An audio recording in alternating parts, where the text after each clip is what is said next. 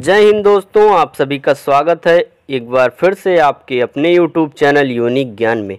आज हम BA third semester में लगे हुए अवध के नवाब एवं हैदराबाद निज़ाम के बारे में बहुत ही अच्छे तरीके से समझेंगे, क्योंकि ये सब बहुत ही इम्पॉर्टेंट टॉपिक्स हैं हमारे एग्ज़ाम की दृष्टि से अगर हम देखें, और इन्हें पढ़ने में बहुत कम समय लगता है। आप इस वीडियो को देख लेंगे तो अवध के नवाब और हैदराबाद के निज़ाम से एक भी प्रश्न पूछा जाएगा तो आपका नहीं छूटेगा। अगर आप चैनल पर नए हैं तो सर्वप्रथम चैनल सब्सक्राइब कर लें, जिससे आने वाली वीडियोस आपको प्राप्त हो सकें। तो चलिए देखते हैं अवध के नवाब के बारे में। अवध की स्थापना कब हुई, हैदराबाद की स्थापना कब हुई, कौन कौन से शासक हुए इनमें, और किस प्रकार इनकी शासन सत्ता चली और किस प्रकार इनका अंत हुआ। तो चलिए देखते हैं सर्वप्रथम हम अवध के नवाब के बारे में। अवध राज्य, अवध के स्थापक शहादत खां थे। इन्होंने अवध की स्थापना 1722 ईस्वी में मुगलों से अलग होकर किया हुआ था। अवध की स्थापना किसने की थी? शहादत खां ने की थी। कब की थी? 1722 ईस्वी में की थी। इन्होंने क्या किया था? अपनी राजधानी को लखनऊ बनाया था। और अवध के राजाओं को नवाब कहा जाता है। जैसे कि अवध के राजा जो होते थे वो नवाब कहलाते थे। मराठों में जैसे जो राजा होता था उन्हें छत्रपति कहा जाता था। और अगर हम बात करें हैदराबाद के, तो वहाँ के हैदराबाद के राजा को, शासक को निज़ाम कहा जाता था। और बंगाल में भी आपने सुना होगा नवाब कहा जाता था। आगे हम देखें, शहादत खां के समय 1739 में, शहादत खां के समय जब 1739 में नादिर शाह, जो कि एशिया का नेपोलियन कहा जाता था, नादिर शाह 1739 में शहादत खां के समय में अवध पर आक्रमण कर दिया। किंतु उस समय हम बात करें तो अवध में धन दौलत बिल्कुल नहीं थी। अवध धन दौलत से बिल्कुल कंगाल था। शहादत खां ने नादिर शाह को दिल्ली पर आक्रमण करने के लिए उकसा दिया। अर्थात जब नादिर शाह आया, अवध पर आक्रमण किया और शहादत खां से बात हुई, तो शहादत खां ने कहा, जाइए आप दिल्ली पर आक्रमण कीजिए, अगर आपको धन दौलत नहीं मिलता है तो आप वापस आइएगा, मुझे जान से मार दीजिएगा, लेकिन आप अगर जाइए वहाँ पे आपको अपार धन मिलेगा दिल्ली में। तो नादिर शाह दिल्ली पर आक्रमण करने के लिए चला जाता है और उसे बहुत ही अधिक मात्रा में धन प्राप्त होते हैं। और शहादत खां की इस जानकारी के लिए वह लूट का माल लूटने के बाद वापस शहादत खां के पास कुछ धन देने के लिए आया। शहादत खां लूट लिया जब, तो शहादत खां ने कुछ धन वापस करने के लिए उनके पास आया, शहादत खां के पास आया। कौन? नादिर शाह। तो जो शहादत खां है वह समझे कि जो नादिर शाह हैं उन्हें धन प्राप्त नहीं हुआ और वह डर गया और उससे वह आत्महत्या कर लिया। लेकिन नादिर शाह क्या करने आ रहा था? नादिर शाह आ रहा था कुछ धन उपहार स्वरूप शहादत खां को देने, क्योंकि जानकारी जो है शहादत खां ने ही दी थी। किसको? नादिर शाह को। और इनके मृत्यु के बाद उसके पुत्र सफदरजंग तथा शुजाउद्दौला के बीच उत्तराधिकार के लिए युद्ध हुआ और शुजाउद्दौला विजयी हुआ, नवाब बना। शुजाउद्दौला 1764 के बक्सर के युद्ध में तिलगुट सेना में भाग लिया और पराजित हो गया। 1801 में अवध ने लॉर्ड वेलेस्ली द्वारा प्रारंभ की गई सहायक संधि को स्वीकार कर लिया था। जब शहादत खां मर जाता है तो उसके पुत्र, दो पुत्र थे, सफदरजंग और शुजाउद्दौला।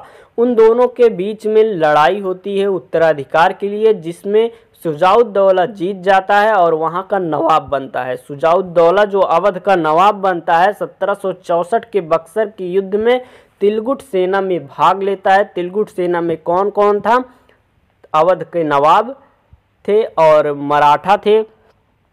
और बक्सर के लास्ट युद्ध में क्या कौन था? ऊपर दिल्ली के सल्तनत।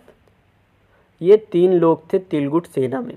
आगे बात करें, संधि 1801 में लॉर्ड वेलेस्ली द्वारा जो चलाई गई थी सहायक संधि, उसको स्वीकार कर लेते हैं। कौन? नवाब। अवध के अंतिम समय नवाब वाजिद अली शाह थे। अंतिम जो नवाब थे वह कौन थे? वाजिद अली शाह। जिनको अंग्रेज़ों ने गिरफ्तार कर लिया और अवध पर कुशासन का आरोप लगाकर उसे अंग्रेजी क्षेत्र में मिला लिया और वाजिद अली शाह को कैद कर लिया, जहां उनकी मृत्यु हो गई। वाजिद अली शाह की बात करें तो इसीलिए इन्हीं के कारण आज कहा जाता है जैसे किसी का आज बड़े नवाब हो गए हो। तो इनकी ये कहानी है कि वाजिद अली शाह को जब अंग्रेज़ पकड़ने आते हैं तो इनका जो नौकर होता है उन्हें स्लीपर जो चप्पल होती है एक ही पैर में पहनाता है, दूसरा नहीं पहनाता और खुद भाग जाता है। तो इतने बड़े ये नवाब थे वाजिद अली शाह, इन्होंने कहा अगर जब पहनाओगे तभी मैं भागूंगा, और भागते नहीं हैं और अंग्रेज़ों के पकड़ने पर गिरफ्तार मतलब पकड़ में आ जाते हैं। इसीलिए कहा जाता है आज कि बड़े नवाब हो गए हो। इन्हीं की इस कहानी से लोग व्यंग बोलते हैं लोगों पे कि बड़े नवाब हो गए हो, काम नहीं सुन रहे हो। यही कारण था कि वाजिद अली शाह की पत्नी बेगम हजरत महल 1857 के विद्रोह में भारतीय सैनिकों का अवश्य नेतृत्व किया।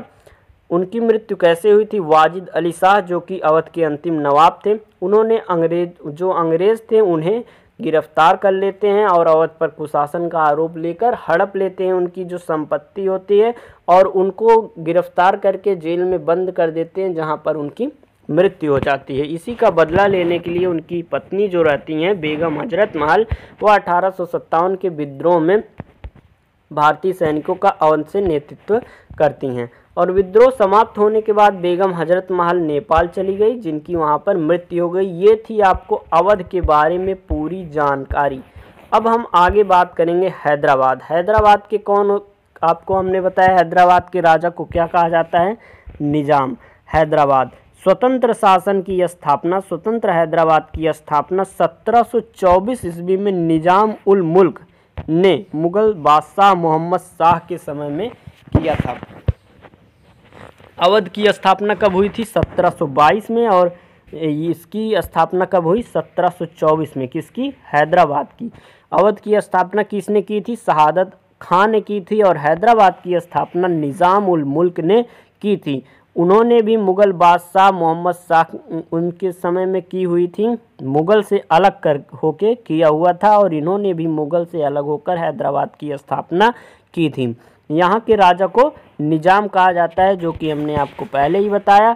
1728 ईस्वी में मराठा पेशवा बाजीराव प्रथम ने हैदराबाद पर आक्रमण किया और पालखेड़ा के युद्ध में निजाम को पराजित किया था 1728 में। और उस युद्ध के बाद पेशवा तथा निजाम के बीच मुंशी शिवगांव की संधि हुई। इस संधि के तहत निजाम ने मराठों की अधीनता स्वीकार कर ली और चौथ तथा सरदेशमुखी नामक कर देने लगे। जब 1798 ईस्वी में लॉर्ड वेलेस्ली ने सहायक संधि प्रारंभ किया तो उसे मानने वाला पहला राज्य हैदराबाद बना था।